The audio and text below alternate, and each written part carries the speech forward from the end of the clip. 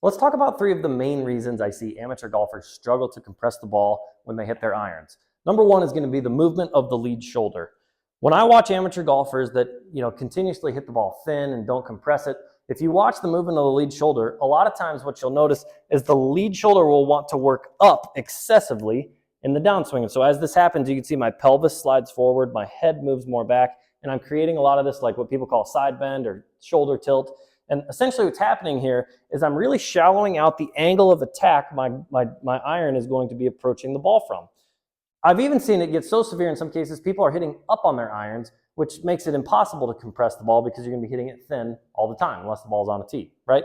And so what do we need to do here? Well, we actually need to get this lead shoulder to work a little bit more down in the early stages of transition. Again, as you start moving that lead shoulder up, the head wants to move back, the low point moves back, and the attack angle gets much too shallow, right?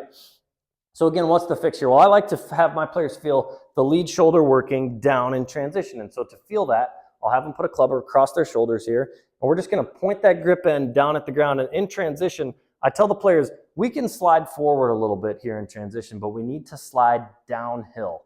What I mean by downhill is keeping the lead side low in the stages of that shift or that transition or that pressure movement. And so as we shift, we're really trying to keep this grip end of the club here across the shoulders really low and then turn from there. That's going to get you to kind of cover the ball a little bit better and create a little bit more compression. But sliding uphill would look like this. We make this turn and we start kicking that lead side up. Now we're sliding, but we're sliding uphill. That's no good. I want my players to feel like they, especially if you have this issue where the lead shoulder gets really high, you want to feel like that lead shoulder slides downhill, starts getting a little bit more open. And now we're on top of the ball a little bit more. We're covering it. We're going to be able to have that low point a little bit more forward and compress the ball a little bit better. Now, reason number two, I see golfers struggle to create any amount of compression is they don't have any forward shaft lean when they hit the golf ball. So essentially when they get into impact, they have their hands more or less behind the ball. This makes it really hard to hit the ball solid. It adds a lot of loft to the shot. Ball doesn't go as far.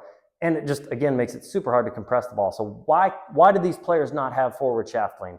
There's a multitude of reasons, but the number one reason I see is they struggle with a club face that is too open in the late stages of the downswing. Their way to square the club face is to keep the hands behind the ball and use their wrist to kind of early release the club, add a bunch of loft, but eventually get the club face pointed very, very straight. So if you video your swing and you see the club face is pointed somewhat in this direction in the late stages of the downswing, it's going to be very difficult for you to have any forward shaft lean, because if you do, that club face is going to be so unusably open, you're going to struggle to hit functional shots. And so again, that's where I see players learn to early release this club. And so what's the fix to this? Well, we've got to learn to get this club face in a stronger position on the way down. Remember, the more we apply forward shaft lean, the more the face wants to open. So if we're going to have forward shaft lean, we actually need a club face that's a little bit stronger in the downswing. And so a lot of people will use their back line sort of as a reference. If we can get that club face a little bit more parallel to the back line here, we're going to have a better chance at creating some forward shaft lean. There's a lot of ways you can do that. You could change your grip. You could change your wrist angles. You could try to get that lead wrist in more flexion here. A lot of ways to do it, but I would just say, hey, you got to get that club face stronger if you want to create some forward shaft lean. Now, the third reason I see players struggle is a little bit more obvious, but it shouldn't be overlooked. It's simply how they move their pressure around in their swing. And so we've all been told to kind of finish on the lead foot, and I agree that is very important, but it goes a little bit further than that. When I see players struggle, obviously they're having some amount of leaning back or keeping the weight on the trail foot. Sometimes they're doing that, again, in an effort to square the face or to create a compensation for a multitude of other reasons. However, if you have the club face in a good spot, if your path comes through on a relatively straight plane, we should be able, again, to feel that pressure moving into that lead side in the early stages of transition. A lot of players I see, they move it forward way too late. They may start the club down and then try to shift forward, and by then they're already out of luck, right? And so what I like to tell my players is when they follow through, not only do I want all of the pressure on the lead side, but I don't even want you to crease your trail shoe. Okay, if we crease the trail shoe, it means we've got too much pressure on the trail foot. Again, right here, you can see how my shoe is creased.